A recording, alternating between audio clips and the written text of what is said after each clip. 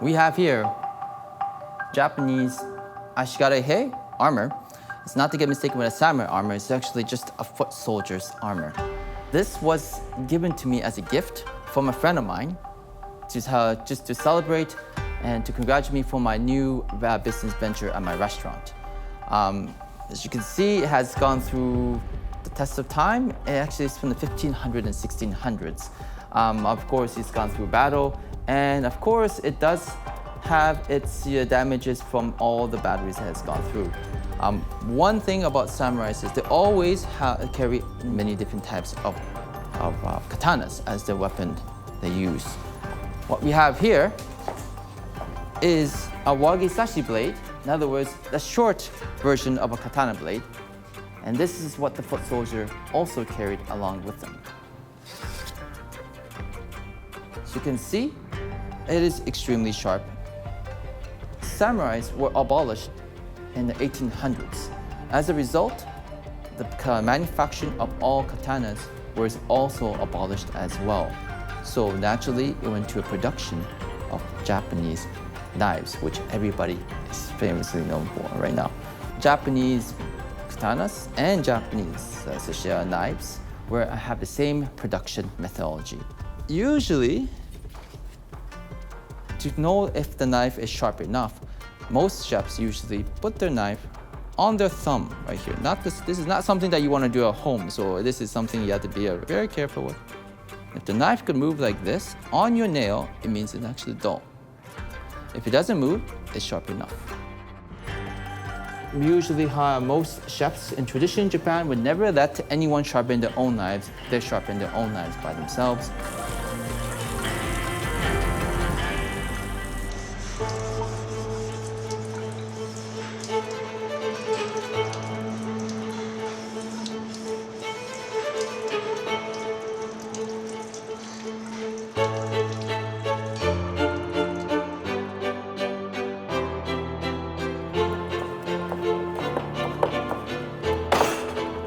Sushi is my life.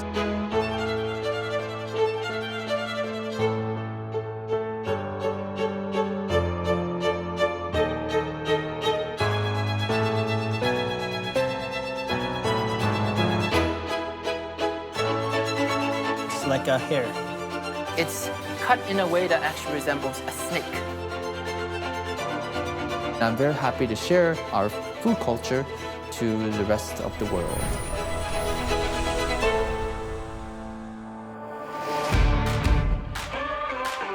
Japanese cuisine dates back, obviously, 1,000 years ago. Japanese cuisine is one of the oldest and most diverse on the planet. This is a country well known for its rich flora and fauna. Even in prehistoric times, its people ate many types of plants and meat, as well as various dishes made from fish and shellfish. Today, many people associate Japanese food with rice, considering it the staple of the local cuisine. And indeed, it is. The Japanese began to cultivate this culture 2,500 years ago when rice quickly gained popularity. The famous alcoholic drink, sake, is also made out of rice. Sake has a long history. It is passed along every craftsman to each generation. Most of the diet was seafood and vegetables. And the main reason for that is because of the widespread of Buddhism. The development of Japanese cuisine began in the 6th century and lasted for over 1,000 years. During this time, Japan underwent a strong Chinese influence, and as a result, many traditional Chinese foods and tableware items were introduced to the Japanese islands, among them chopsticks. A long time ago, if you did not learn how to hold chopsticks well, it also described your social status as well. So chopsticks was one of those things that people looked at and see what kind of background you came from as well. Easiest way to hold chopsticks is by simply you hold a pencil, grab the end of the chopstick on the very tip, or the top tip. This is where the chopsticks move up and down. The second chopsticks go between your middle finger and your ring finger, and your thumb and your ring finger holds it. This way, The bottom one remains still. It does not move. The one on the top, or the one that you're holding like a pencil, is the only chopsticks that move. And just ups and down, up and down, and you hold ingredients like that.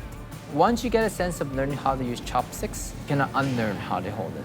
Sushi does have a bit of a longer history. Most common type of what sushi is known for, the origin of sushi actually comes from South Asia. Preservation of raw fish and rice actually, and vinegars. Particular type of cuisine went to China, and then from China went to Japan. Trade with Europeans, which began in the 15th century, brought many new products to Japan, including vegetables and sweets, as well as recipes and technologies that influenced the culinary tradition. The Japanese began to consume more meat and bread and got a taste of milk. Japanese cuisine, like the land of the rising sun itself, can rightfully be called one of the most amazing and unusual cuisines. That is why its popularity in the world is growing every year. This is largely due to the fact that Japanese are quite philosophical about food. My name is Steven Mizuno. I am one of the owners of Q Japanese Restaurant. The idea was actually part of my father's idea a long time ago to be an owner of your own restaurant, to diversify your business. And here I am. I'd like to open the doors to the world of Japanese culinary experience. We have a variety of Japanese different types of cuisines over here. We could start off with our Japanese whiskey bar and with our elaborate selection of Japanese sakes, to pair with all the different meals we have as well. Our mixologist, Albert, is one of the finest mixologists in town. His selection of cocktails will really entice our meal experience, culinary experience here at Kiyu. Over here, we have our sushi bar, Chef Jeff and Chef Tozawa, one of the veterans of sushi, years of dedication of Japanese culinary experience. They will be sure to produce one of the finest sushis in Toronto. My name is Jeff Young, and I'm the chef of the Q Japanese restaurant. It's called amberjack. In Japanese, name is kampachi.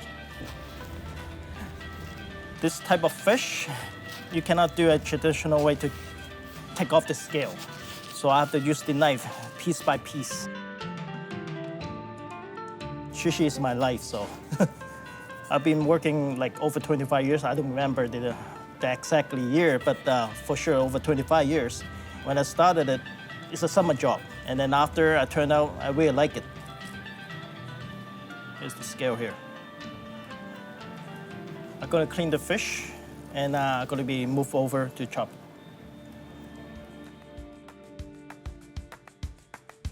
Here's the second part of the fillet the fish. Right now, I'm gonna chop off the head first and then fillet it.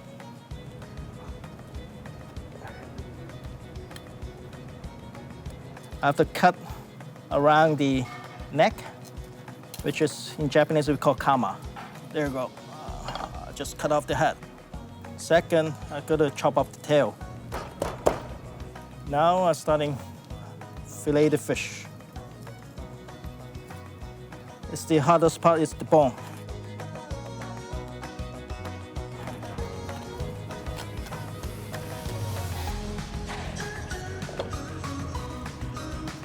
There you go. There you go. It's the fillet the fish. Right now I have to take off the skin inside the stomach.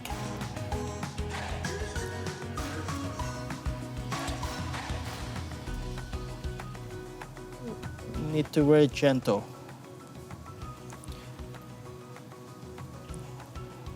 Left hand, you can hold the skin, and right hand, use the knife. Easy, very gentle to cut it off. And I'm gonna cut it in half. This part is the back part. This part is the stomach, the belly part. There you go. It's very hard, cut in half. Right now, I'll show you how to cut off the skin. Start from the tail. Very gentle with the knife.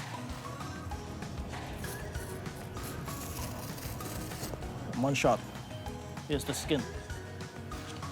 I'm cutting sashimi. Sashimi is just a raw piece of fish to eat it like this. And second, I'm gonna make a sushi nigiri with the rice underneath, fish on the top.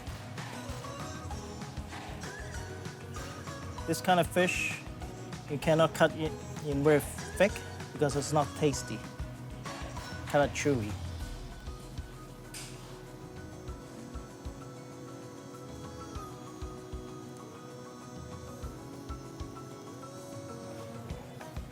Next,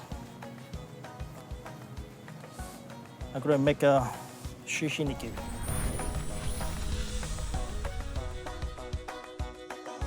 Now I need to wet my hand first, because if you don't wet it, the rice is gonna be stuck on your hand all over. Pick up a fish from your left hand. Pick up some wasabi. This is wasabi, spicy. Japanese mustard.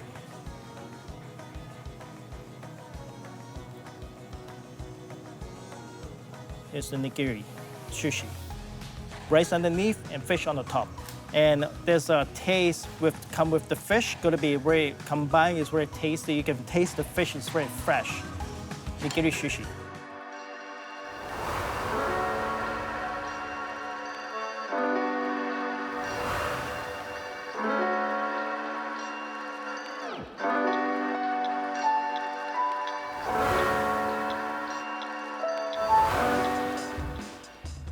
Next dish, I'm gonna do the sushi press, which is very popular and very famous sushi right now.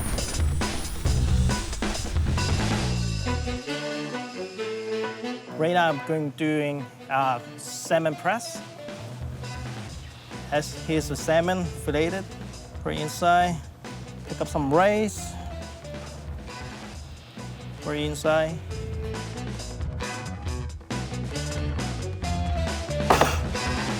I need to press it hard, otherwise it's gonna be loose.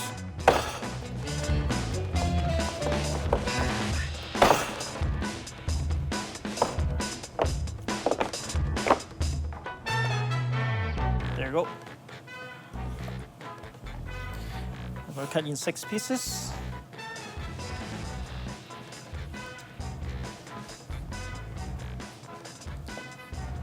Actually, this type of sushi is not traditional Japanese food. It's combined, fusion, you can call it. It's miso meal. Miso is in English is so bean. It's a homemade meal. You're gonna see some fire. I'm gonna torch it very gentle on the top. You can see a little bit burn. That's the color I want. And after this, I could put some jalapeno. There you go. This is the most popular dishes in our restaurant. This is almost 90% of people, they could order this dish.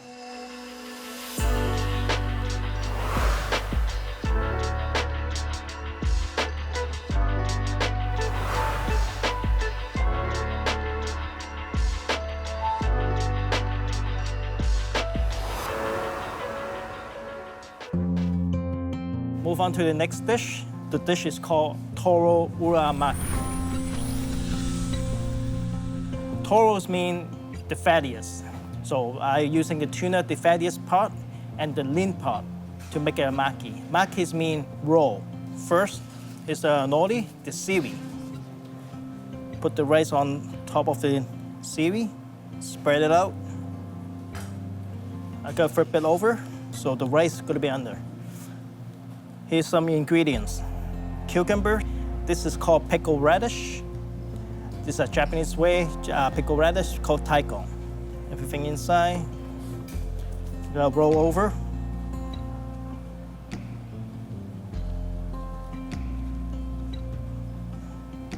We're halfway done.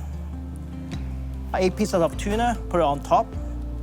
This is the most expensive part of the tuna. This is old Toro, which is the fattiest tuna, which is the belly part. And this is This is the bluefin tuna, which is very expensive.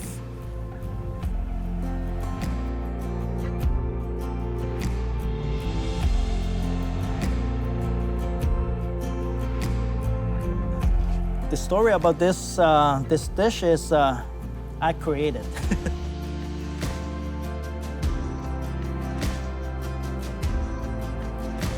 First, I'm gonna put the fatty tuna at the bottom. Second, I'm gonna put the lean tuna on top. So you have a different texture, different flavor, different taste with the tuna. If you want to make a maki roll, you have to use this tool. I'm gonna cut in 8 pieces.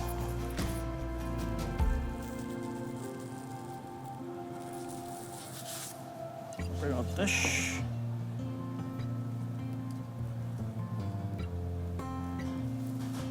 Last part, I'm gonna put some scallion on top.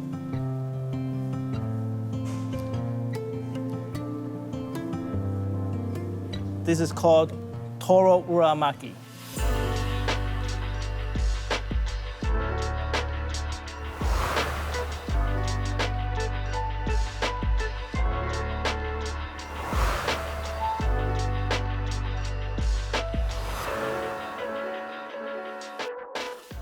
Okay, here come the next dishes. Called it Hokkaido don. Don means donburi, means rice underneath and fish on the top. This one is kind of a Japanese fast food. Put some rice, put some sesame seed, I put some seaweed. This is fine cut. It's like a hair all around the rice. Salmon and scallop. This dish is 5 pieces of salmon.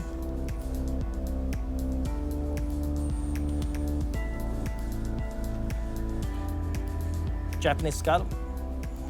This is called siso leaf, oba. It's kind of mint. Put some ikura, which is a salmon egg, salmon roll. We marinate it.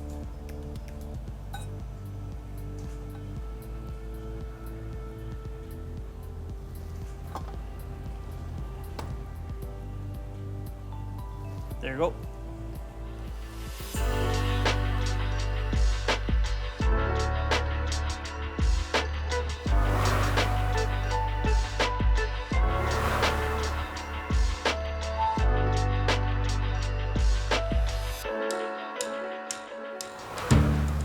This is our izakaya kitchen.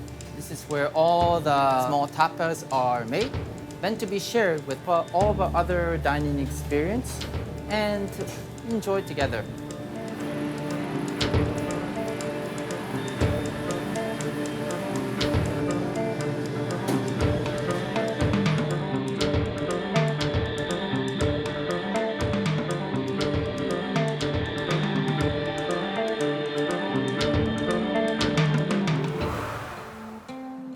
We're here introducing Chef Michi.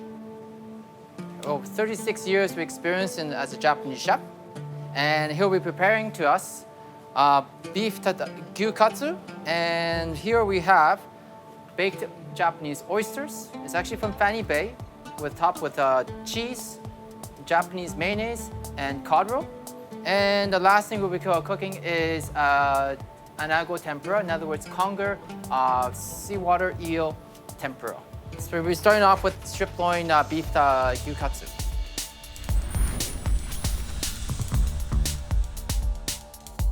So this is actually quite a rare dish. Any kind of deep fried dishes like this is actually only very recent in the last less than 100 years of Japan. We'll be deep frying the gyukatsu in a regular deep fried oil, and we'll be cooking it rare. In the meanwhile, we'll be preparing the baked Japanese oysters, the Fanny Bay oysters to be precise, cooked in the Japanese way with some cheese, Japanese mayonnaise, and cod roe as well. This is actually more of a modernized Japanese cuisine. It's a concept of using, Japanese mayonnaise originally it's not really authentic Japanese ingredients.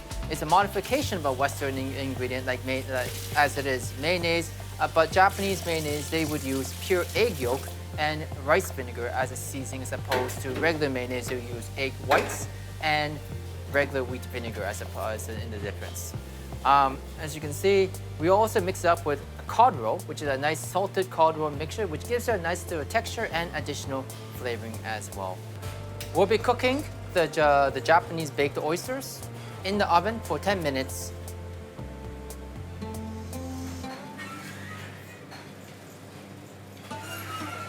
Here is doing some simple preparation, garnishes of our own pickled cabbages. This is a type of Japanese garnish, and the technique is called jabarazuki. In other words, it's cut in a way that actually resembles a snake.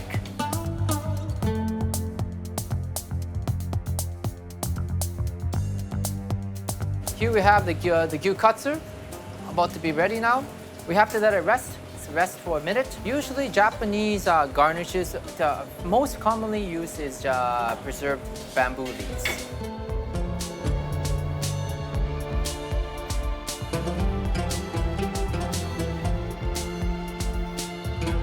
Nice and rare inside.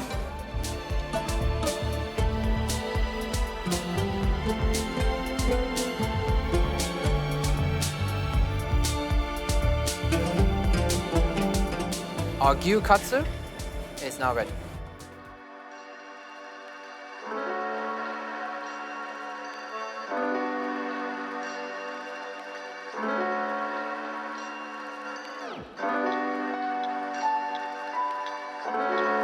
The next dish we have here is baked Japanese oysters.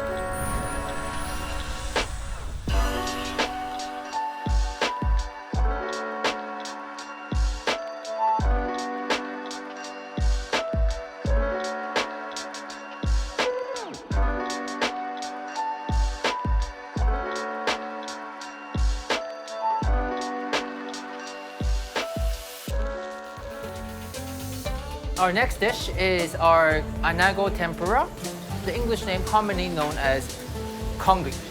Now, kongayu has a bit of an interesting history because it's the other side of eels, the Japanese eels that a lot of people oversee.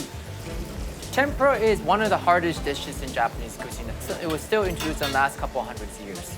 We deep fry it, and it's simply battered with a very nice combination of tempura flour, which is a combination of soft wheat flour. We add a nice little head as decoration. The head is actually edible.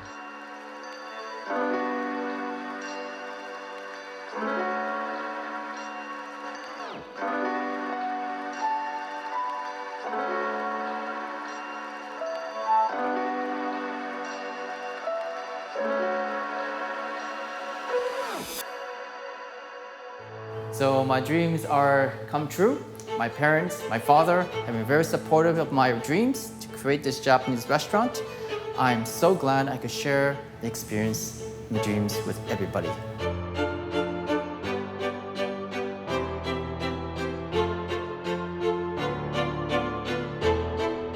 I love what I do. Like any restaurant owner or anyone in the restaurant industry, restaurant industry is very tough. It's long hours, a lot of physical labor, and a lot of patience. And you either have to love doing it or you cannot last. And I definitely love what I do right here at my restaurant.